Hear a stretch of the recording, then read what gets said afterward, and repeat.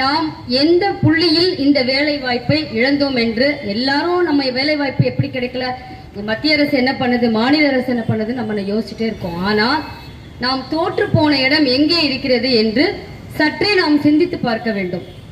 நம்ம முதல்ல தோத்து போற இடம் எங்கன்னா, நம்மளோட நிலங்கள் நம்ம கிட்ட இருக்கும் பொழுது அளவுக்கு அதிகமான வளங்களோடையும் செழிப்பான ஒரு வாழ்க்கையும் வாழ்ந்துகிட்டு இருந்த நம்ம சமுதாயம். அதற்கு உதாரணம் எவ்வளவு சொல்லலாம்.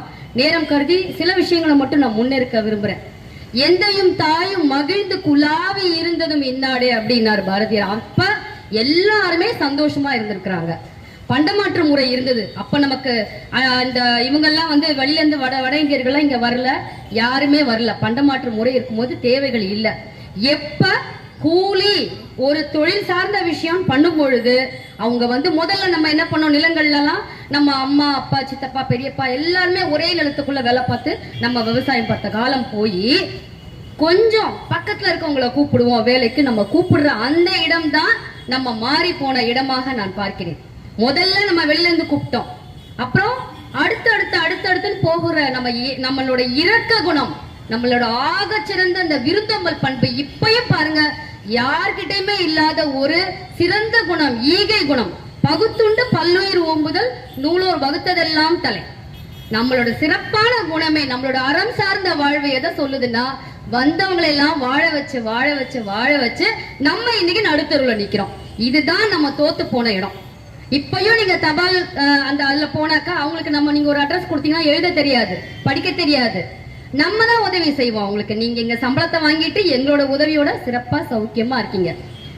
எங்க காணினும் பராசக்தி, இந்த மாதிரி எங்க திரும்பினாலும் அவங்கதான் உள்ள வர்றாங்க. நடக்கின்றீர்கள் சேட்டு இப்படி நீங்க நம்ம மீனாட்சி அம்மன் கோயில்கிட்ட போனா நல்ல கண்ணால பார்க்கலாம். முழுசா ஆக்கிரமிக்கப்பட்ட ஒரு நிலமாக மதுரை இருக்கிறது. தலைநகரா இருந்த மதுரை இப்ப பிறரோட கையில மாட்டிக்கிட்டு இருக்கு. ஒரு பொருளுக்கான விலையை நிர்ணயிக்கும் அதிகாரம் சேட்டுக்கிட்ட தான் இருக்கு. நீங்க டவுனுக்குள்ள போனீங்கன்னா சேட்டு சொல்ற விலையை தான் நீங்க அவங்களோட உற்பத்தி, நம்ம நாட்டுல செஞ்ச உற்பத்தியோட பொருளை விலையை நிர்ணயிக்கின்ற அதிகாரம் இந்த தமிழ் மண்ணில் அவர்களுக்கு எப்படி போனது. நான் எங்க வீட்டுல இருந்தே ஒரு சின்ன உதாரணம், நேரம் கருதி நான் ஒன்னோட முடிக்கிறேன். எங்க கோயில் குலசாமி கோயில் திருப்போணத்துல இருக்க 40 வருடங்களாக நாங்க போய்கிட்டு இருக்கேன். அங்க பார்த்தா ஒரு மாமி வர்றாங்க, ஒரு மாமா வர்றாரு. ஒரு ஆகம விதிப்படி அவங்கதான் சனாதனத்தை தூக்கி நிறுத்துறவங்களாச்சே, அவங்க என்ன பண்றாங்கன்னா பூட்டின இத கோயில திறக்கிறாரு. ஏன்னா அவருக்கு அந்த அதிகாரம் கொடுக்கப்பட்டிருக்கு. அந்த மாமியும் கூட வர்றாங்க. அந்த மாமி கூட வந்துவிட்டு நாங்க பாக்குறேன், இவங்க எல்லாம் எப்படி உள்ள வர்றாங்க, ஆரியர்களுக்கு இங்க என்ன வேலை, ஆக்கிரமித்த எல்லா ஆக்கிரமிப்புகளும் இப்படி. நீங்க நான் போய் ஒரு ஐயர் மாமி வீட்டுல போய் வீடு கேட்டா வீடு கொடுப்பாங்களா? யாராவது ஒருத்தர் சொல்லுங்க எனக்கு வீடு கொடுப்பாங்கன்னு. கிடையவே கிடையாது. அவங்க ரொம்ப தெளிவானவங்க. வந்தாரை வாழ வைக்கிற அந்த இளிச்சவாய குணம் அவங்களுக்கு எல்லாம் கிடையாது. அவங்களுக்கு உள்ள யாரையும் உள்ளே விடுவதில்லை, அந்நிய திருமணம் பண்ணிக்கிறது இல்லை. ஆனா நமக்கு பிரச்சனை என்ன, வடக்கத்துல இருந்து வர்றவங்க இங்க முழுமையா வேலை வாய்ப்பை, தமிழக வேலை வாய்ப்பை திருட்டுத்தனமாக இப்ப பாத்தீங்கன்னா வனத்துறையில கூட ஒரு ஆள் மாறாட்டம் பிடிச்சிருக்காங்க. அவங்க ரொம்ப மூளையாட இருந்து வர்றவங்களா. இங்க ஏடிஎம் மிஷினை தூக்கிட்டு போறதுக்கு பதிலா பாஸ்புக் என்ட்ரி போடுற மிஷினை தூக்கிட்டு போற ஆகச்சிறந்த அறிவாளிகள்.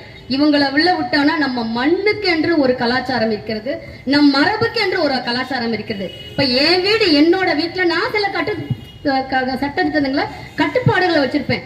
என் வீட்டுல புகைப்பிடிக்க கூடாது, என் வீட்டுல மருந்து அருந்த கூடாதுன்னு வச்சிருப்பேன். என் வீட்டிற்குள் விருந்தாளியா வர்றவங்க திருப்பி போறது கிடையாது. அவங்களோட மண்பையும் மாண்பையும் மரபுகளையும் ஒரு முட்டாள்தனத்தையும் கொண்டு எங்க வீட்டுல எல்லாத்தையும் மாறும் பொழுதுதான் நாம் யோசிக்க வேண்டியதாக இருக்கிறது. ஒரு சின்ன விஷயம் என்னன்னா, ஒரு ஒட்டகம் குளிர்ல நடுங்கிட்டு இருந்துச்சான். அந்த கூடாரத்துக்குள்ள இருந்தவட்ட கேட்டுச்சான், நான் தலையை மட்டும் வச்சுக்கிறேன், எனக்கு ரொம்ப குளிரா இருக்கு அப்படின்னுச்சான். சரி, தலை மட்டும்தான், நம்ம தான் எல்லாத்திலையும் விளக்கம் பாக்குறவங்க தானே, அதனால ஒட்டகத்தை தலையை மட்டும் வச்சுக்கோ, நீ வேணா ரொம்ப குளிரா இருந்தா உன்னோட கை கால்களை கூட வச்சுக்கோ அப்படின்னு சொல்லும் பொழுது அது என்ன பண்ணுச்சான், உள்ள நுழைஞ்சு கூடாரத்தை தூக்கிட்டு அந்த உள்ள இருந்தவனை வெளியே தள்ளுச்சான். இந்த எளிய விஷயம்தான். உள்ள வர வேண்டியது கொஞ்சம் கொஞ்சமா விருந்தாளியை போல நம்மளை வெளியே ஏற்றி இன்னைக்கு வீதிகள்ல நிக்கக்கூடிய ஒரு மோசமான சூழ்நிலையில நம்ம இருக்க வேண்டிய கட்டாயம். நம்மளோட வேலை கொடுங்கன்னு எதுக்குங்க கேட்கணும்? நம்மளோட உரிமை, இந்த மண்ணோட உரிமை, இந்த மண்ணின் உரிமை, இந்த மண்ணில் பிறந்த மைந்தருக்கே அப்படிங்கிற ஒரு சின்ன விஷயம் கூட நம்ம செயல்படுத்தாத இருக்கிறவங்களை எதுவுமே அதிகார வலிமை அதோட ஆக்டோபஸ் கரங்களை பறந்து விரிச்சு வச்சிருக்கு. இப்ப தமிழர்களோட உரிமை போன மாதிரி இந்திய அரசன் பாத்துக்கிட்டா அவங்க ஒரு கொள்கையை வச்சிருக்காங்க. இந்து ஹிந்தி இந்தியா ஒரே நாடு, எல்லாத்தையும் மாத்தியாச்சு. இந்த தமிழ் மொழியை மட்டும் நம்ம அழிச்சிட்டா அந்த இனத்தையே அழிச்சிடலாம். அப்புறம் நம்மளுக்கு தொல்லையே கிடையாது. இந்த தமிழர்கள் ரொம்ப சீக்கிரம் கல் தோன்றி மண் தோன்றா காலத்தை வாளோடு, அந்த வாள் எங்க போச்சு இந்த இளைஞர்களுக்குன்னு பார்த்தா எல்லாம் குடிநோயாளியா இளைஞர்களை எல்லாம் கொத்து கொத்தா அதுல கொண்டு போய் வச்சிருக்காங்க. ஒரு சாதாரண பெட்டி கடையில கூட கஞ்சா தாராளமா புழங்குது. யாரால? கஞ்சா, மது போதை, இது எல்லாத்தையும் கொடுத்து இந்த மக்களை சீரழித்து கொண்டிருக்கின்ற அந்த ஆக பெரும் துரோகம் செய்கின்ற தமிழ் மக்களுக்கு துரோகம் செய்கின்ற இந்த கட்சிகளாலதான். இதுக்கு முன்னாடி பேசின நல்லூரன் சார் ஒரு கருத்து, ரொம்ப சிறப்பான கருத்து. இந்த திருப்பரங்குன்றம் பிரச்சனைக்கு கொத்து கொத்தா வடக்கிந்தியர்கள் வந்தாங்களே, அந்த வடக்கிந்தியர்களை பார்த்து நான் ஒரு கேள்வி கேட்கிறேன். நாங்க டங்ஸ்டன் போராட்டத்துக்குள்ள வீதிகளை உட்கார்ந்து கதறினப்போ நீங்க எல்லாம் எங்க போனீங்க? இது உங்க மண்ணு இல்ல நிரூபிச்சீங்க இல்லையா? உங்க மன்னர் தான் அந்த டங்ஸ்டன் போராட்டத்துல நீங்க நின்றுப்பீங்க இல்லையா? உங்களோட கலாச்சாரத்தையும் உங்களோட மரபையும் திட்டமிட்டு இங்கே திணித்து விட்டால் நீங்கள் வெற்றி பெற்று விடலாம் என்று நினைக்கிறீர்கள். தமிழர்கள் சூடு சொரணையோட இருக்கிறவங்க தான் அமைதியா இருக்காங்கன்னா அவங்க உங்களை எல்லாம் வந்தவங்களை வாழ வச்சு அதுல பெருமைப்பட்டவங்க. இப்பயும் கூட நீங்க எல்லாம் இங்க வாழ்றதுல நாங்க சந்தோஷப்படுறோம். ஆனா எங்களுக்கான உரிமையை விட்டுக் கொடுக்க முடியாது என்பதை அழுத்தம் திருத்தமாக சொல்லிக்கொண்டு இந்த மண்ணின் உரிமை அனைத்தையும், இந்த வேலை வாய்ப்பு அனைத்தையும் தமிழர்களுக்கே என்று சொல்லி என் உரையை முடிக்கிறேன். நன்றி, வணக்கம். அடுத்தபடியாக தமிழ் தேசிய குடியரசு இயக்கத்தினுடைய தோழர் மெய்யப்பன் அவர்கள். வாழ்க தமிழ், வளர்க உழைக்கும் மற்றும் மக்கள் ஒற்றுமை. அன்பார்ந்த பகுதிவாழ் பெரியோர்களே, தாய்மார்களே, இளைஞர்களே, பாட்டாளி சொந்தங்களே, உங்கள் அத்தனை பேருக்கும் நான் சார்ந்திருக்கும் தமிழ் தேச குடியரசு இயக்கத்தின் சார்பில் வணக்கம். தமிழ்நாட்டில் இயங்குகின்ற இந்திய அரசு மற்றும் தமிழ்நாடு அரசு துறைகளில் வேலைவாய்ப்பு தமிழர்களுக்கே தரப்பட வேண்டும். இந்த கோரிக்கை ஏதோ அமெரிக்காவில் வைக்கல, ஜப்பானில் வைக்கல, வேற மாநிலத்தில் கூட வைக்கல, வேற நாடை விடுவோம். இந்தியாவில் இருக்கக்கூடிய மற்ற மாநிலமான போய் கர்நாடகத்திலேயோ கேரளத்தையோ இல்லை ஊபிலேயோ மத்திய பிரதேசத்திலேயோ ராஜஸ்தான்லேயோ பீகார்லேயோ போய் வைக்கல. தமிழ்நாட்டில் இந்த கோரிக்கை வச்சிருக்கோம். இந்த கோரிக்கையை வச்சு கம்யூனிஸ்ட் கட்சி, மார்க்சிஸ்ட் லெனினிஸ்ட் மக்கள் விடுதலை தொடர்ச்சியாக பிரச்சார பயணத்தை மேற்கொண்டு இருக்கிறாங்க. அவங்களுக்கு முதல்ல புரட்சிகர வாழ்த்துக்கள். நண்பர்களே, என்னுடைய மொழி தாய்மொழி தமிழ், என்னுடைய நாடு தமிழ்நாடு, என்னுடைய மண் தமிழ் மண். இங்க என்ன பிரச்சனை? ஏன் தமிழர்களுக்கு வேலை வாய்ப்பில் முன்னுரிமை தரப்படவில்லை? தமிழ்நாடு அரசும் சரி, இந்திய அரசும் சரி.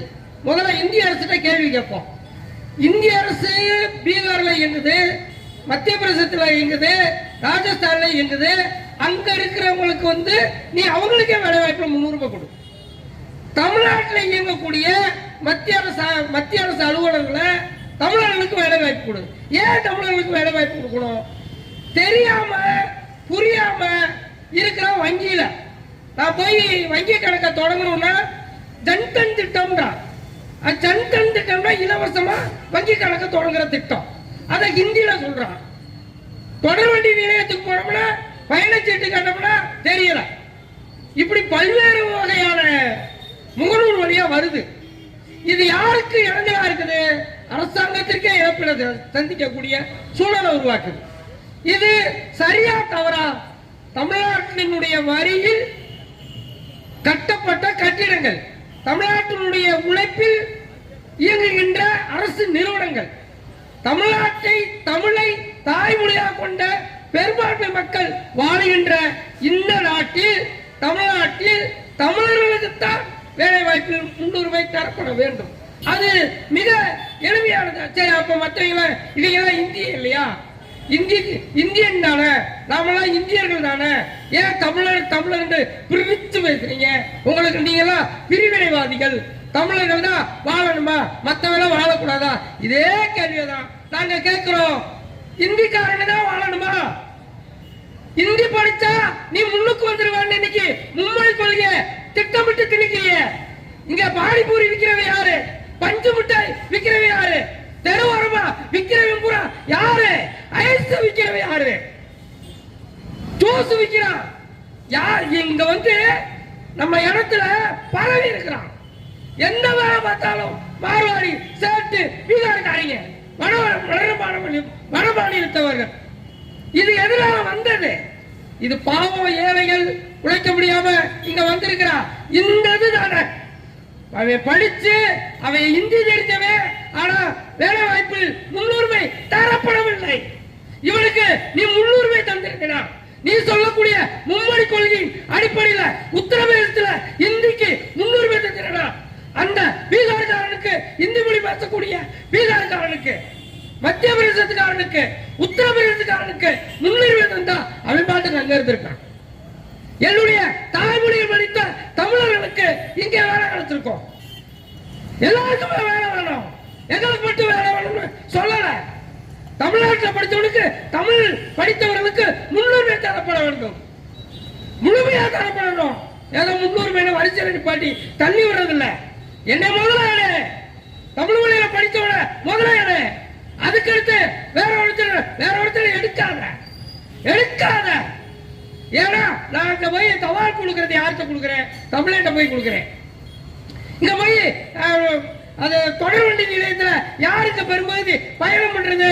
தமிழர்கள். தமிழ்ல தானே கேட்கிறோம், தமிழ்ல தானே பேசுறோம். உனக்கு என்ன? தோழர்களே, நண்பர்களே, தமிழ்நாட்டில் தமிழர்களுக்கு தான் முன்னுரிமை தரப்பட வேண்டும். தமிழர்களுக்கு தான் வேலை வாய்ப்பில் முன்னுரிமை தரப்பட வேண்டும். இது ஏதோ ஒரு சின்ன முழக்கமா எடுத்துக்கிற கூடாது. இது அடிப்படை முழக்கம். இன்னைக்கு தனியார் மயம், தாராள மயம், உலக மயம்ன்றதெல்லாம் இருக்கு. அங்கேயும் தனியார் மயம் ஆக்கிட்டாலும் தமிழனுக்கு தான் முன்னுரிமை தரப்படணும். டாடா, பிர்லா, அம்பானி எவன் வேலை வச்சு வாய்ப்பு தமிழ்நாடு இந்திய அரசுகிட்டே நாங்க கேள்வி கேட்கும் போது, தமிழ்நாடு அரசுகிட்டே நாங்க கேள்வி கேட்கும் போது, தனியார் நிறுவனங்களால டிவிஎஸ் தமிழனுக்கு தான் முன்னுரிமை தரணும். தமிழ்நாட்டில் இயங்கக்கூடிய பெண்களா தமிழனுக்கு தான் வேலை வாய்ப்பு முன்னுரிமை தரப்படணும். தனியார் நிறுவனங்களிலும் தமிழ்நாட்டில் இயங்கக்கூடிய தனியார் நிறுவனங்கள், வேற மாநிலத்தில் இருக்கக்கூடிய தனியார் நிறுவனத்தில் நாங்க கேட்கல. தமிழ்நாட்டில் இயங்கக்கூடிய தனியார் நிறுவனத்தில் தமிழர்களுக்கு தான் வேலை வாய்ப்பில் முன்னுரிமை தரப்பட வேண்டும். தமிழ் வாழ வேண்டும், தமிழர்கள் வாழ வேண்டும். நன்றி, வணக்கம்.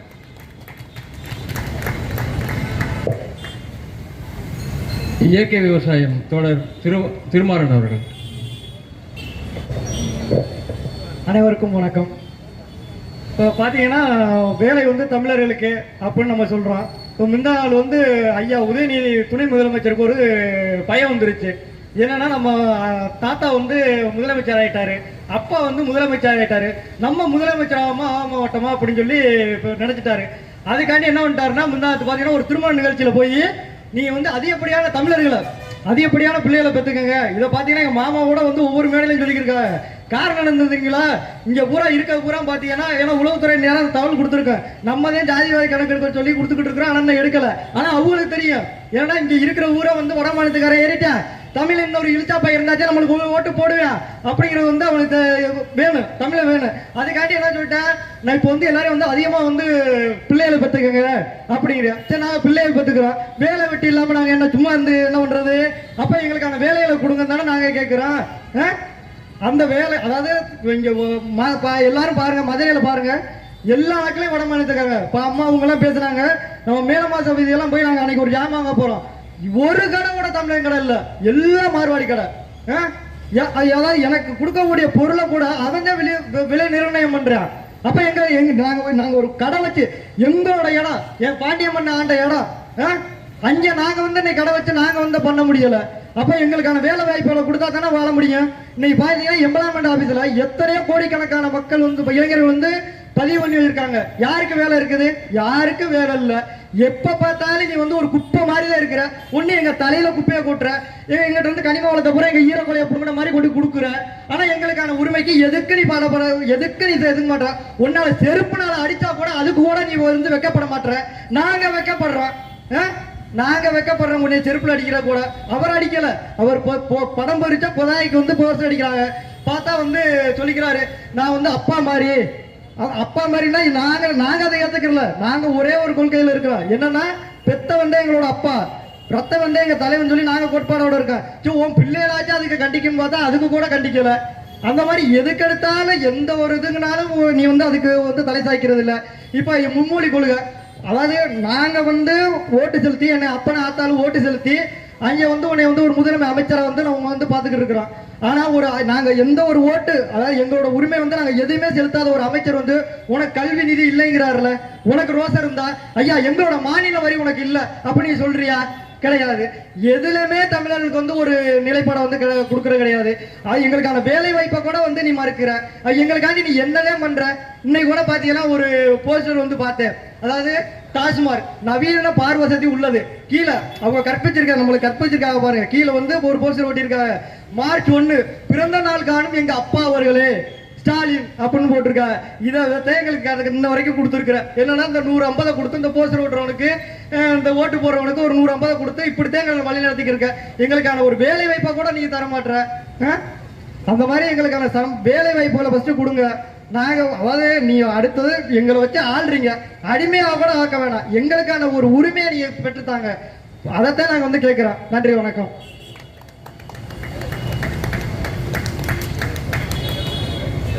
தமிழர் விடுதலை கட்சியினுடைய தோழர் தமிழ் கார்த்திக்.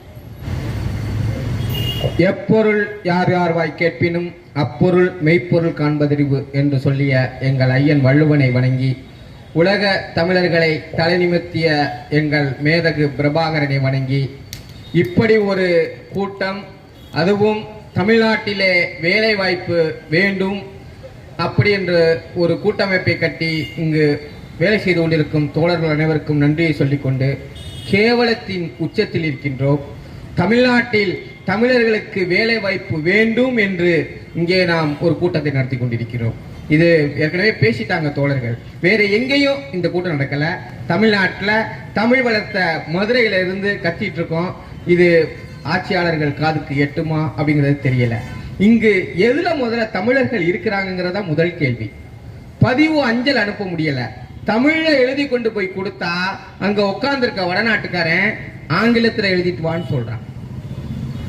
எனக்கு ஆங்கிலம் தெரியாதுடா, நான் தமிழ்ல தான் எழுதுவேன் அப்படின்னு அவன்கிட்ட கொடுத்தா சண்டைக்கு வரான். நீ இப்படா இங்க உட்காந்தேன்னு கேட்டா அடுத்த நிமிடம் காவல்துறை வந்து நம்ம கிட்ட சண்டை கட்டுது. காரைக்குடியில அவன் அந்த சீட்ல உட்கார்ந்து இருந்தானா, இந்த அஞ்சலகத்தை இழுத்து போட்டி போராட்டம் பண்ணுவோம்னு சொன்னதுக்கு அப்புறம் நம்ம சொன்னதுக்காக ஒரு அரை நாள் அவனை தூக்கி வெளியில உட்கார வச்சுட்டு இன்னொருத்தனை உட்கார வச்சாங்க. நடந்த நிகழ்வு.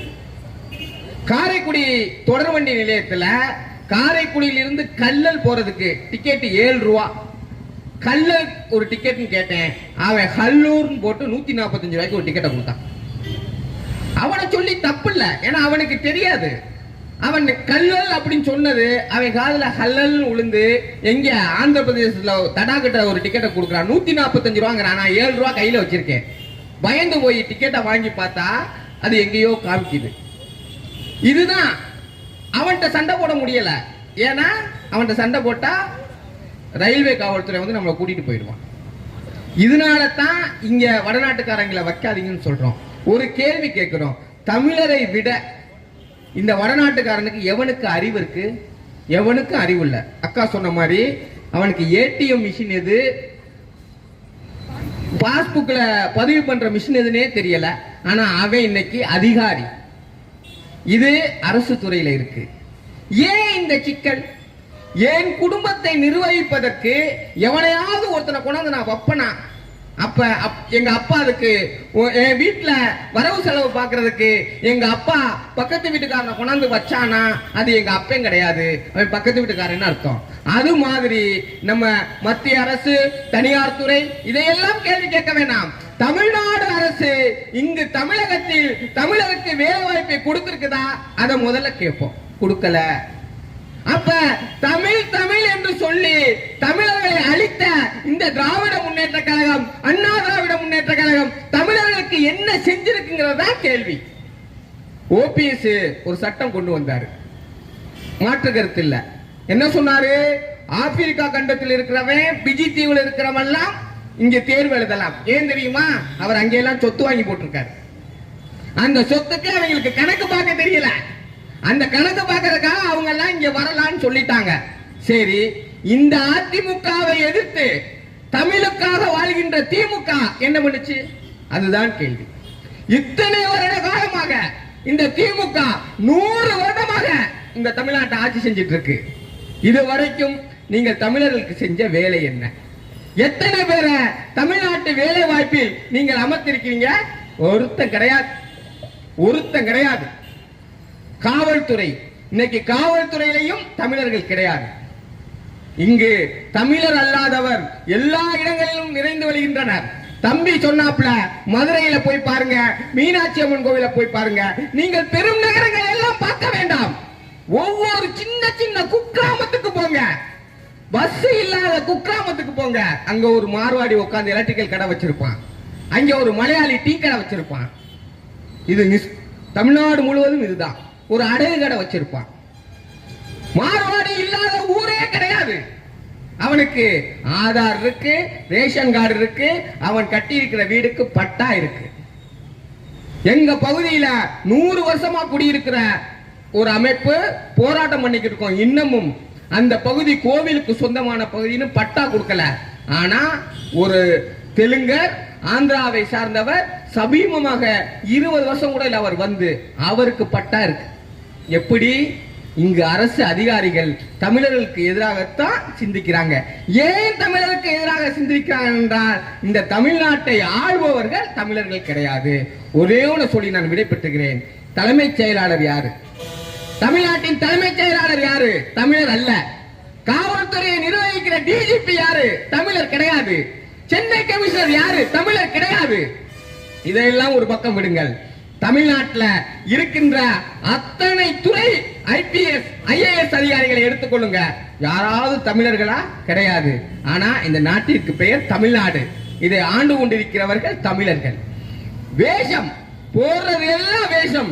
தமிழ் தமிழ் தமிழ் என்று சொல்லிக் கொண்டு தமிழை அழித்தவர்கள். எங்கேயாவது தமிழ் பெயர் பலகை வைத்தது உண்டா? தமிழ் பெயர் பலகை வைத்தா, தமிழ் பெயர் பலகை வைக்க சொல்லி போராட்டம் செய்தால் அவர்களை கைது பண்ணுகிறது இந்த திருட்டு தெலுங்கு திமுக அரசு. இங்க ஒருத்தர் இருக்காரு, எம்பி சு வெங்கடேசன். என்னைக்காவது முல்லை பெரியாரை பற்றி பேசியிருக்கிறாரா? கிடையாது. என்னைக்காவது பேபியனை பற்றி பேசியிருக்காரா? கிடையாது. அவருக்கு ஒரே விஷயம் பாஜகவை பற்றி பேசுவது மட்டும்தான். அவரை இங்கு நாம் எம்பி ஆக்கி வைத்திருக்கின்றோம். இது மதுரை, தமிழ் வளர்த்த மதுரை. இங்கே ஒரு அரங்கம் இருந்தது, சங்கரதாஸ் நாடக கலைஞர் அரங்கம். அந்த அரங்கம் இடிக்கப்பட்டு புதுப்பிக்கப்பட்டு ராணி மங்கம்மா என்ற பெயரில் இருக்கிறது. இது மதுரை, தமிழ் வளர்த்த மதுரை அல்ல, தெலுங்கர்களின் மதுரை. இந்த திருப்பரங்குன்றம் 3 ரோட்டுக்கு முன்னாடி ஒரு பெரிய சேர் போட்டிருக்காங்க. என்ன சேர் தெரியுமா? அதுதான் நாயக்க மன்னன் ஆண்டு உட்கார்ந்த சேரா. ஆனா நம்ம என்ன சொல்றோம்? நான் மதுரைக்காரன்டா, நான் மதுரைக்காரன்டா அப்படிங்கிறோம். நமக்கெல்லாம் இந்த மதுரை சொந்தம் அல்ல. இங்கு தெலுங்கர்கள் கொடி கட்டி பரவி கொண்டிருக்கிறார்கள். அரசு அலுவலர்கள் முழுவதும் தெலுங்கர்கள் இருக்கிறார்கள். மந்திரி தெலுங்கர் இருக்கான், சட்டமன்றத்தில் தெலுங்கர் இருக்கான். இந்த தெலுங்கர்களை ஒழிக்க வேண்டும். இந்த தெலுங்கர்களை ஒழிக்க வேண்டும்னா தெலுங்கு திமுகவை ஒழிக்க வேண்டும், அதிமுகவை ஒழிக்கணும். அதுக்காக அதிமுகவை ஒழிக்கணும் சொல்லக்கூடாது. நீங்க ஏன் பாரதிய ஜனதாவை பத்தி பேசல அப்படின்னு கேட்பாங்க. நமக்கு தேவையில்லை, அது அண்டை நாடு. பாரதிய ஜனதாவோ காங்கிரஸோ நமக்கு தேவையில்லாத விஷயம். இங்க இருக்கிறவை ஒழுங்கா இருந்திருந்தா நம்ம இன்னைக்கு ரோட்ல உட்காரணும் அவசியம் கிடையாது. நேரம் பற்றாக்குறையினால ஒரே ஒரு செய்தியை சொல்லி நான் விடுபட்டுக் கொள்றேன். காவல்துறையில இன்னைக்கு எந்த இளைஞர் போனாலும் அவன் அன்பிட்டுங்க. அவனால ஓட முடியாது, அவனால உயரம் தாண்ட முடியாது, அவனால நடக்க கூட முடியாது. எத்தனை வயசு இளைஞருக்கு? 21 வயசு இளைஞருக்கு. ஏன் நினைக்கிறீங்க? அவன் குடிக்கிறான்னு நினைக்கிறீங்களா? கிடையாது. திட்டமிட்டு இந்த திருட்டு அரசுகள் இங்க இருக்கிற இளைஞர்களையும் மாணவர்களையும் மாணவிகளையும் திட்டமிட்டே கெடுக்கிறான். பள்ளி குழந்தைகள் கஞ்சா அடிக்குது, பள்ளி குழந்தைகள் கஞ்சா அடிக்குது. கேட்டுக்கிட்டு இருக்க நண்பர்களே, நீங்க நினைக்கலாம் நான் மட்டும் தான் கஞ்சா குடிக்கிறேன், என் புள்ள கஞ்சா குடிக்காதுன்னு. பள்ளிக்கூடங்களில் கஞ்சா விற்பனை செய்யப்படுகிறது. சாக்லேட்டாக, ஐஸ்கிரீமாக இந்த அரசே வித்துக்கிட்டு இருக்கு. அரசுக்கு தெரியாதா கஞ்சா விற்கிறவன் யாரு, கஞ்சா வியாபாரி யாருன்னு? தெரிந்தும் விட்டு கொண்டிருக்கும். இன்னைக்கு 1.5 கோடி பேர் குடிநோயாளியாக இருக்கிறார்கள். எவனும் அரசு வேலைக்கு லாய் கட்டுறவன் 1 மணி நேரம் காலையில 6 மணிக்கு குவார்டர் குடிக்கிறேன்னா நடக்க முடியாது பாதி பேரால. இதையெல்லாம் நாம் வேடிக்கையாக பார்க்கிறோம். இவையெல்லாம் திட்டமிட்ட அழிப்பு. இந்த ஆண்டு கொண்டிருக்கின்ற அரசு நம்மளை திட்டமிட்டு அழித்து கொண்டிருக்கிறது. இந்த அரசுகளை தூக்கி எறிவோம். அப்பதான் நம் தமிழர்களுக்கான உரிமை பெற முடியும். திட்டமிட்டு இன்னைக்கு டாஸ்மார்க்கிலே திட்டமிட்டு வெறும் விஷத்தை கொடுத்துக்கிட்டு இருக்கோம். இதே நிலைமை நீடிச்சுச்சுன்னா இன்னும் ஒரு 20 வருடங்கள்ல எந்த இளைஞனும் இருக்க மாட்டான். அப்ப யாருக்கு நம்ம வேலை வாய்ப்பு கேட்கிறோம்? யாருக்கு வேலை வாய்ப்பு கேட்கிறோம்? இளைஞர் இருந்தாலே வேலை வாய்ப்பு கேட்க முடியும். அவை குடி, கஞ்சா, பாக்கு, ஹான்ஸ், போத ஊசி, போத மாத்திரை, நமக்கெல்லாம் தெரியாத ஒரு போதை உலகத்தில் இருக்கிறார்கள் என்ற இளைஞர்கள். அதற்கு காரணம் இந்த திருட்டு திமுக தான், வேற எதுவும் கிடையாது. ஏன்னா இவன் யார் கூட எல்லாம் தொடர்பு வச்சிருக்கானா, வெளிநாட்டு மாஃபியா, வெளிநாட்டிலிருந்து கஞ்சா கடத்துறவன், வெளிநாடுகளில் இருந்து போதை பொருளை கடத்துறவனோட தான் கூட்டு வச்சிருக்கான். அந்த பணத்துல தான் திமுக கொழுத்து வளர்ந்து கொண்டிருக்கிறது. அதை வைத்து தமிழ்நாடை பாதி சுடுகாடாக்கிடுச்சு இந்த திமுக. இன்னும் அவர்கள் ஆண்டால் தமிழ்நாடை முழுவதும் சுடுகாடாக்கி விடும் இந்த திருட்டு திமுக. ஆகவே திமுக, அதிமுக, காங்கிரஸ், பிஜேபிகளை புறக்கணிப்போம். இன்னும் வாய்ப்பு கொடுத்தமைக்கு நன்றி. தோழர்களே, டங்ஸ்டன் போராட்டத்தில் அலையலையாக அங்கிருந்து மக்களை அணிதிரட்டிய தோழர்கள் மிக முக்கியமான தோழர் கம்பூர் செல்வராஜ் அவர்களை பேச அழைக்கிறேன். இங்கே மதுரை தமிழுக்கு 3 சங்கங்களை வளர்த்து ஒப்பற்ற தமிழ் சேவை புரிந்த மதுரை மாநகரில் ஒரு மதுரை தமிழ் மாணவனாக உங்கள் முன்பு பேசுவதில் மற்றற்ற மகிழ்ச்சி. தோழர் சொன்னார் டங்ஸ்டன்ல பெரிய அலையை திரட்டினான்னு. அதில் நானும் ஒரு வேலை செஞ்சுருக்கேன், நான் மட்டும் இல்லை. ஆனால் எனக்கு அந்த உணர்வு ஏற்படுவதற்கு காரணம் வேற எதுவுமே கிடையாது. நான் இந்த நிலத்தை சேர்ந்த ஒரு பூர்வக்குடி தமிழன் என்ற ஒரு உணர்வு இருந்ததால் மட்டும்தான் இந்த மண்ணுக்கும் இந்த மக்களுக்கும் ஏற்பட்ட பிரச்சனைலாம் நான் களத்தில் நின்று கடைசி வரைக்கும் போராடுறதுக்கு அந்த சக்தி எனக்கு கிடைச்சது தமிழ் கொடுத்தது தான். ஏன்னா இன்னைக்கு எத்தனையோ பிரச்சனைகளை பார்க்குறோம். தொடர்ச்சியா வேலை செய்யறவங்களை பார்த்தா அது உண்மையிலேயே தமிழ் தேசியம் பேசுறவங்க தான் அதிகமா வேலை செய்யறாங்க. கம்யூனிஸ்ட்காரங்களும் வேலை செய்யறாங்க, இல்லைன்னு சொல்லலாம். ஆனா அந்த மண்ணுக்கும் மக்களுக்கும் உயிரை கொடுத்து போராடுவதில் இந்த உலக அளவில் பார்க்கும்போது கம்யூனிஸ்டா இருந்தா கூட இந்த தமிழ்நாட்டில் அந்த கம்யூனிஸ்டை விட அதிகமா வேலை செய்யறவங்க தமிழ் தேசியம் பேசக்கூடியவராக தான் இருக்காங்க. அது ஈழத்திலேயா இருந்தாலும் சரி, இந்த மண்ணிலே இருந்தாலும் சரி, அது இந்திய எதிர்ப்பு போராட்டத்திலையும் சரி, இந்த மண்ணுக்கே உரியவர்கள் தான் அதை எடுத்து வேலை செய்யறாங்க. இதுல இது நம்மளுடைய கடமை. அதாவது நம்ம அம்மா மேல, நம்ம குடும்பத்தின் மேல, நம்ம நிலத்தின் மேல நமக்கு இயல்பே பற்று இருக்கும். இன்னைக்கு தமிழர்களுக்கு வேலை கொடு அப்படிங்கிறதுலாம் இது ஒரு இனம் சார்ந்த. இன்னைக்கு நிறைய பேர் பார்த்தீங்கன்னா தமிழ்னு பேச ஆரம்பிச்சாலே நம்மளெல்லாம் இன வெறியர்கள், சாவனிஸ்ட் அப்படி இப்படிலாம் நிறைய ஒரு அடைமொழியெல்லாம் கொடுத்து போற்ற தொடங்கிடுறாங்க, புகழ தொடங்கிடுறாங்க. ஆனால் அதெல்லாம் ஒரு மிகப்பெரிய அநீதியை தான் நான் நினைக்கிறேன். ஏன்னா இந்த மண்ணுக்கே சொந்தக்காரன் எத்தனையோ உலகத்திலே மூத்த குடி அப்படி இப்படிலாம் சொல்றான், அதெல்லாம் இருக்கட்டும். ஆனா இந்த மண்ணுக்கு ஒருத்தர் சொந்தக்காரன் அவன் இன்னைக்கு எனக்கு வேலை கூடுறான் அப்படின்ட்டு ஒரு கோரிக்கையை வச்சு போராட ஆரம்பிச்சிருக்காங்கன்னா அப்ப நம்ம எந்த இடத்துல இந்த பூர்வக்குடி தமிழர்கள் இருக்காங்கன்னு பார்க்கும்போது அப்ப நம்ம எந்த இடத்துல தவறிட்டு இருக்கோம். யாரையும் நம்ம குறை சொல்லக்கூடாது, நம்மளத்தையும் நாம குறை சொல்லணும். நம்ம அவன் ஏன் நம்ம கேட்கிற இடத்துக்கு போயிருக்கோம். அப்ப யாரோ ஒருத்தனை கேட்கிற இடத்துக்கு நம்ம பின்தங்கி இருக்கிற கீழே வந்திருக்குங்கிறதானே காரணம். அப்ப இதுக்கு என்ன காரணம்? உண்மையில ஒரு கதை சொல்லுவோம். தமிழர்கள்ட்ட ஒற்றுமை கிடையாது, தமிழர்கள்ட்ட நிறைய குணங்கள் மாற்றப்படணும். இல்லைன்னா நிச்சயமா இன்னைக்கு இந்த எல்லா விஷயத்துக்கும் இன்னைக்கு போராட வேண்டியிருக்கு. அப்ப போராடுறதுக்கு காரணம் என்னன்னா நம்மள்ட்ட உளவியல்ல பல சிக்கல் இருக்கு. அந்த சிக்கலை மாற்றாம இந்த ஜாதியை உடைக்க முடியாது, இந்த மதத்தை உடைக்க முடியாது, இந்த கட்சிகளை உடைச்சு ஒட்டுமொத்தமா தமிழர்கள் தமிழ் தொல்குடிகள் அப்படின்னு மாத்தணும்னா நம்மளுக்குள்ள இருக்கிற பல்வேறு உளவியல் சிக்கலை மாத்தியே ஆகணும். இது நம்மளுடைய பலத்தையும் ஒத்துக்கிறணும், பலவீனத்தையும் ஒத்துக்கிறணும். அப்படி இல்லைன்னா நம்ம தோத்து போயிடுவோம். மக்களை புரிஞ்சுக்கிறணும், மக்களை படிக்கணும், அதாவது அழகா சொல்லுவாங்க கம்யூனிஸ்ட்ல, அதாவது மாசத்துக்கு சொல்லுவாரு, மக்கள்கிட்ட போ, மக்களை படி, மக்கள்கிட்ட இருந்து வேலை செய்ய அப்படின்னு சொல்லுவாங்க. அது மாதிரி இங்க நம்ம வேலை இன்னைக்கு இன்னும் நிறைய விஷயங்கள் பேசலாம். இருந்தாலும் இங்க கூடியிருக்க தோழர்களுக்கு ஒரே ஒரு வேண்டுகோள் தான், இந்த உலகத்துல வந்து மாறாதது, மாற்றம் என்பது மட்டும்தான் மாறாதது. நம்மளால் அதாவது நினைச்சு திட்டமிட்டு வேலை செஞ்சோம்னா எந்த ஒரு விஷயத்தையும் மாற்ற முடியும். ஆனா அதுக்கு காரணம் தேவை சரியான திட்டமிடல், சரியான ஒருங்கிணைப்பு, தொடர் முயற்சி. இதோட மக்கள்கிட்ட போறது தான் ரொம்ப முக்கியம். ஆனா நம்ம கோரிக்கை, இந்த மாதிரியான கோரிக்கைகள் எல்லாம் போய் கிராமத்துல போய் கேட்டோம்னா இதை பத்தி எல்லாம் யாராச்சும் பேசுவாங்களா? இதை பத்தி யாராச்சும் சிந்திச்சிருக்காங்களா? அப்ப இதுக்கு காரணம் யாரு? நம்ம போன்ற இயக்கங்களுடைய தொலைநோக்கு பார்வையின்மை தான் காரணம். பேசிட்டு இருக்கோம். அன்னைக்கு இதே தோழர்கள் நம்மளை எல்லாம் கூப்பிட்டாங்க புதுக்கோட்டையில. நான் யாரையும் குறை சொல்றாரு நினைக்காதீங்க, நம்ம போக வேண்டிய இடத்தை வந்து சிந்திச்சு பேசணும். புதுக்கோட்டையில இதே தலைப்புல ஒரு கூட்டம் போட்டாங்க, சென்னையில ஒரு கூட்டம் போட்டிருக்காங்க, அதுக்கடுத்து இங்க ஒரு கூட்டம் போட்டிருக்காங்க. எத்தனை பேர் திரண்டு இருக்கோம்? கிட்டத்தட்ட திரும்ப திரும்ப பார்த்த முகங்கள் தான் அங்க உட்கார்ந்துருக்கு. இந்த முகங்களுக்கு வந்து நமக்கு இந்த தலைப்பை பற்றி தெரியாதா? அப்ப மக்கள்கிட்ட போய் இதை எப்படி கொண்டு போய் சேர்க்கணும்? அப்ப இதெல்லாம் வந்து தமிழ் தேசியம் பேசுற இயக்கங்கள் வந்து உட்கார்ந்து சுய ஆய்வு பண்ண வேண்டிய நேரம். இப்போ டங்ஷன் போராட்டத்துக்கு வருவோம். இப்ப டங்ஷன் போராட்டத்தையும் இந்த அரசுகளையும் சில போராட்டங்களையும் இந்த அரசுகள் நான் கம்பேர் பண்ணி பார்ப்பேன். அப்ப இப்படிலாம் நம்மளை போராட விடுறாங்களா யாரு அப்படின்னு பார்க்கும்போதே இவங்கெல்லாம் நமக்கானவங்களா தெரியல. வேற விஷயம்லாம் நான் பார்க்கலப்பா. இவங்க தெலுங்கர்கள், இவங்க ஆரியர்லாம் நான் பார்க்கல. என்னைய போராட விடுற ஒருத்த வந்து எனக்கானவனா இருக்க முடியுமா? என்னுடைய அப்பனோ, என்னுடைய சொந்தக்காரனோ, என்னோட உறவுக்காரனோ யாரா இருந்தாலும் நான் படுற கஷ்டத்தை பார்த்துக்கிட்டு இருக்க மாட்டான்.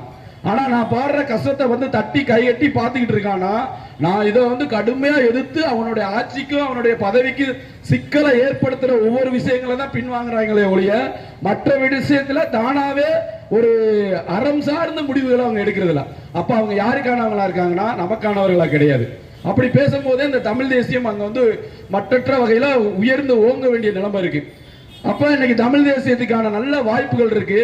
இதை வந்து தோழர்கள் வந்து பயன்படுத்திக்கிறணும், கட்டமைச்சு திட்டமிட்டு. இப்ப டங்ஷன் கூட்டமைப்புலாம் பாத்தீங்கன்னா அந்த மக்கள் சார்ந்து இயங்கணும், தொடர்ச்சியா இயங்கணும்.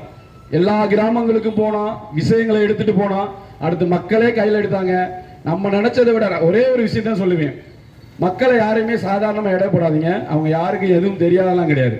நம்மளுடைய கடமை அவங்ககிட்ட சரியா கொண்டு போய் விஷயங்களை சேர்த்துட்டா அவங்க முடிவு எழுத வேண்டியது அவங்களுடைய கையில இருக்கு. அதனால மக்கள்கிட்ட போய் இந்த மாதிரி விஷயங்களை நம்ம தொடர்ச்சியா இந்தி மொழியை திணிக்கிறாங்களா அதை எடுத்து வேலை செய்யணும். அதே மாதிரி தமிழர்களுக்கு வேலை இல்லையா அதை எடுத்து வேலை செய்யணும். கனிம வளங்களை சுரண்டுறாங்களா, விவசாய நிலங்கள் அழிக்கப்படுதா, எல்லாத்தையுமே வந்து நம்ம மக்கள்கிட்ட கொண்டு போகாம நம்மளா கூட்டம் போட்டு இது வந்து முதல் கட்டம். அடுத்த கட்டத்தை நோக்கி மக்கள்கிட்ட நம்ம தொடர்ச்சியா வேலை செஞ்சா மட்டும்தான் இது போன்ற கோரிக்கைகள் வெற்றி பெறும் தோழர்களே. அதனால இது போன்ற நல்ல கோரிக்கைகளுக்கு தொடர்ச்சியா எங்களுடைய ஆதரவு இருக்கும். ஒன்று சேருவோம், வெற்றி பெறுவோம், தமிழர்களாய் தரணி தன்னை ஆள்வோம். நன்றி, வணக்கம். தமிழ் தேசிய பேரியக்கத்தினுடைய தோழர் கதிர் நிலவன் அவர்கள்.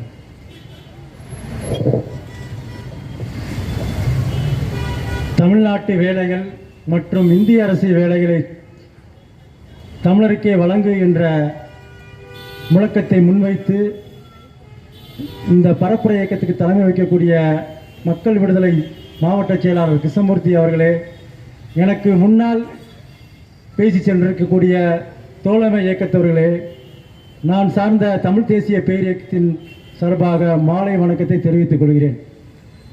இன்றைக்கு தமிழ்நாடு வந்து 1956 மொழிவழி மாநிலமாக பிரிஞ்சிச்சு.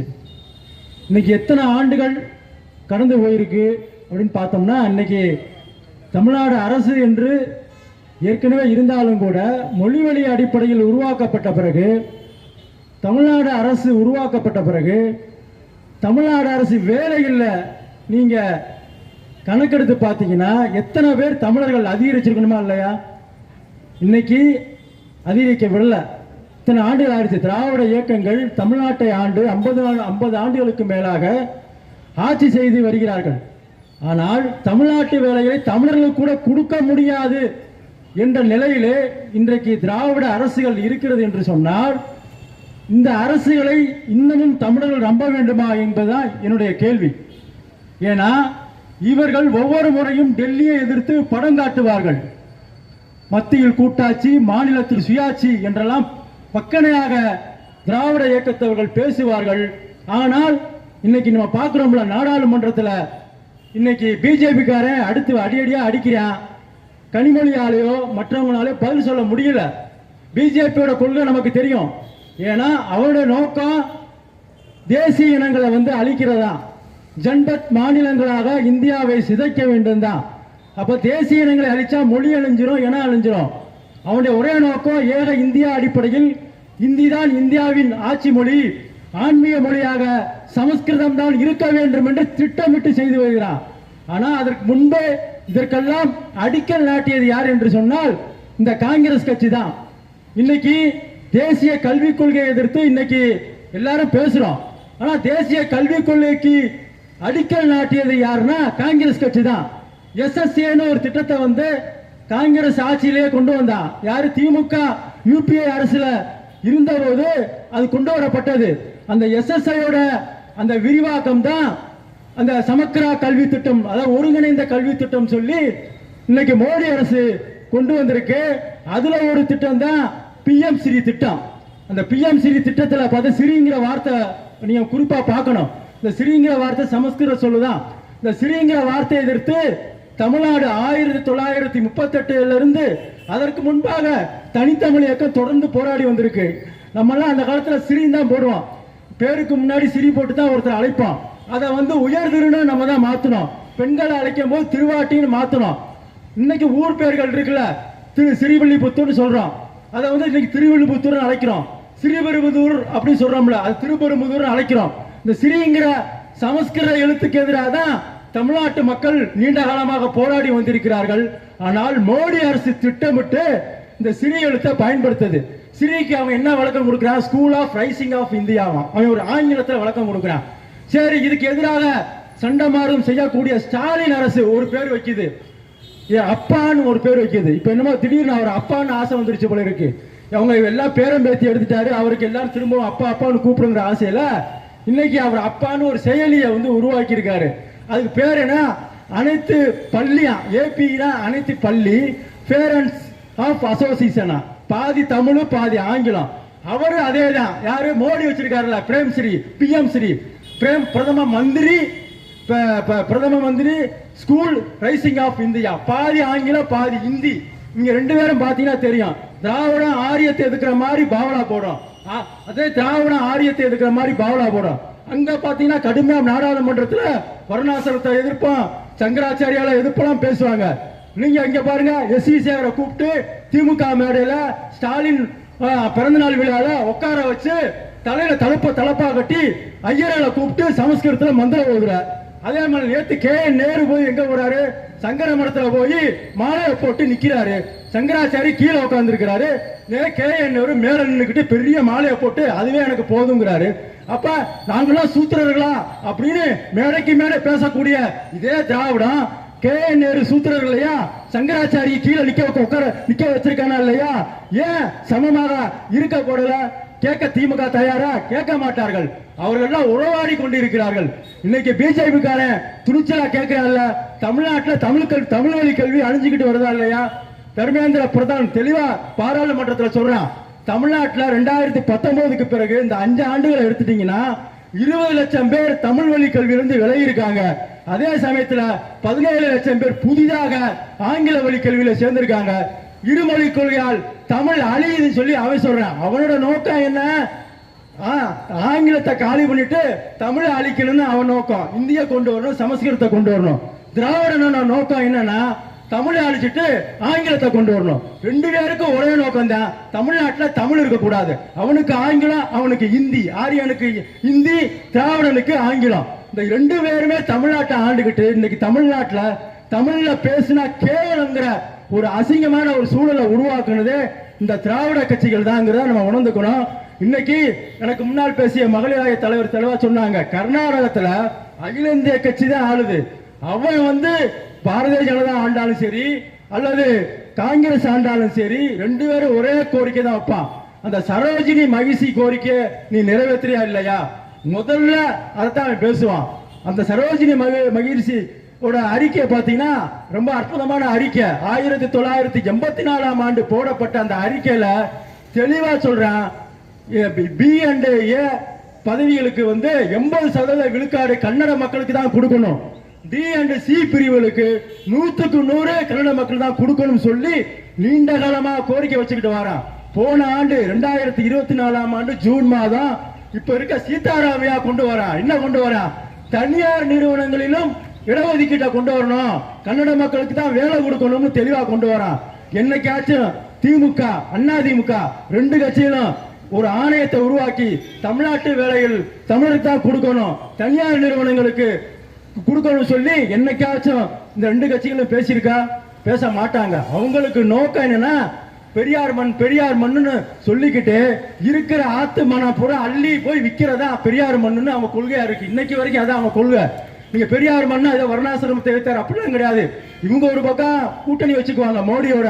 அதான் தர்மேந்திர பிரதான் சொல்றாரு, இந்த பிஎம்சி திட்டத்தை நாங்க ஆதரிக்கிறோம் நிறைவேற்றுறோம் சொல்லி கனிமொழி என்னை பார்த்தாங்கன்னு சொல்லி பாராளுமன்றத்தில் பேசுறாரு. ஏன்? ரகசிய உறவு அவங்களுக்குள்ள எதுக்குற மாதிரி எதிர்ப்பாங்க. ஆரியனும் திராவிடனும் சண்டை போற மாதிரி சண்டை போடுவாங்க. உண்மையிலே டுவின் பிரதர் தான். ஆரியமும் திராவிடம் டுவின் பிரதர், இரட்டை குழந்தைகள் ரெண்டு பேரும் நாம் தமிழ்நாட்டை விட்டு ஒழிக்கப்பட வேண்டிய சக்திகள். இன்றைக்கு அதற்கு மாற்றாக தமிழ் தேசியம் வரையும் வளர்ந்து கொண்டிருக்கிறது நான் புரிஞ்சுக்கணும். தமிழ்நாட்டு வேலைகள் தமிழர்களுக்கு என்கிற கோரிக்கையை தொடர்ந்து நாம் முன்னெடுப்போம் என்ற சொல்லிக்கிட்டு வாய்ப்பளித்த தோழர்களுக்கு நன்றி கூறி விடைபெறுகிறேன்.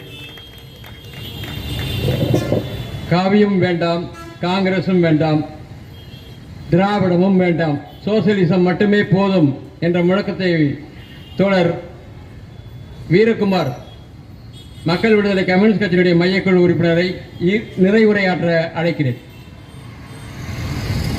2-3 நிமிஷம் தான். கிளம்பிற்றதுதான் தமிழ்ச்சிங்க கூட்டம், அது கிளித்தறிய தேடுதவார் பகை கூட்டத்தை என்ற அளவிலே பெரும்பாடுபட்டு அருமையாக அரசு வேலை உரிமை மீட்பு போராட்ட குழுவின் சார்பில் இந்த கூட்டத்திற்கு தலைமை தாங்கி நடத்தி கொண்டிருக்கிற மக்கள் விடுதலை கம்யூனிஸ்ட் கட்சியின் அரசியல் தலைமை குழு உறுப்பினரும் மதுரை மாவட்ட செயலாளருமான அருமை தோழர் கிருஷ்ணமூர்த்தி அவர்களே, எனக்கு முன்னால் உரையாற்றி அமர்ந்திருக்கிற பல்வேறு ஒத்த கருத்துள்ள அமைப்புகள் அரசியல் கட்சிகளின் தலைவர்களே,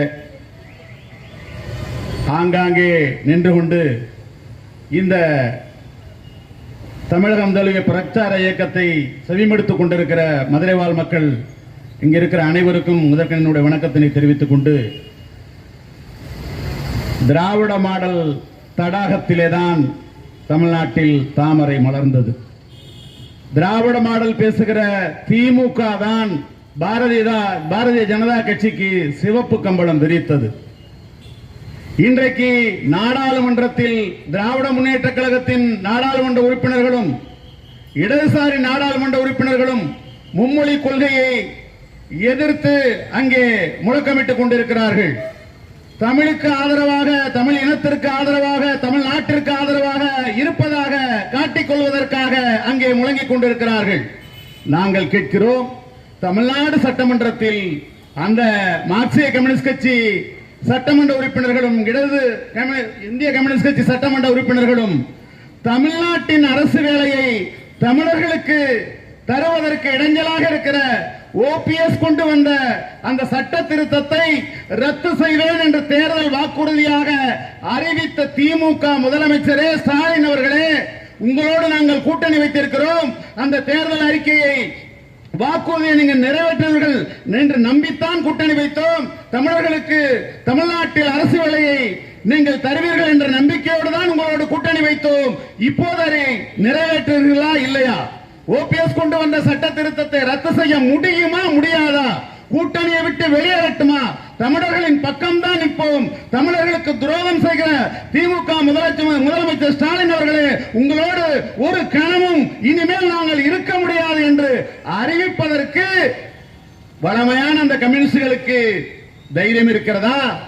அந்த சிந்தனை இருக்கிறதா? மாமேதை லெனின் குறிப்பிட்டிருக்கிறார், தேசிய இனங்களின் உரிமைக்காக போராடாதவர்கள் கம்யூனிஸ்டுகள் அல்ல, குறைந்தபட்சம் ஜனநாயகவாதிகள் கூட இல்லை என்று சொல்லியிருக்கிறார்.